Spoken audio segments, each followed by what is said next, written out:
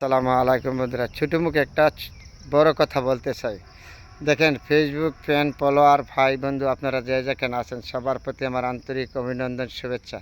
কথাটা একটু লম্বা হয়ে যাবো, শুনবেন।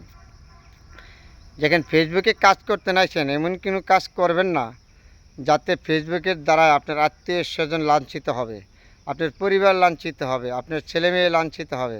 আপনারা সবাই এমন কোনো কাজ করবেন, এইসব কাজের থেকে বিরত থাকবেন। অনলাইনে কাজ করবেন, টাকা ইনকাম করবেন, সুন্দর কথা, কিন্তু সমাজ যেটা ভালো না বলবো এইটাতে আপনারা যাবেন না। অনলাইন এটা আপনার যত কাজ করবেন, যত সম্মান দেবেন, আপনারা সম্মান পাবেন। অনলাইন জগৎটা হইল আপনার একটা নীলা খেলার মতন সৃষ্টি করেছে। তাহলে অনলাইনে আপনার সুন্দর কথা, সুন্দর সমাজ নিয়ে আপনি গঠনমূলক কথা বলবেন। সবসময় সমাজ আপনার সাথে সম্মানের সাথে দেখবে। আর আপনি যদি নিজের সম্মানিত ব্যক্তিকে সম্মান না করেন, আপনারা আরেকজন সম্মান করবে না।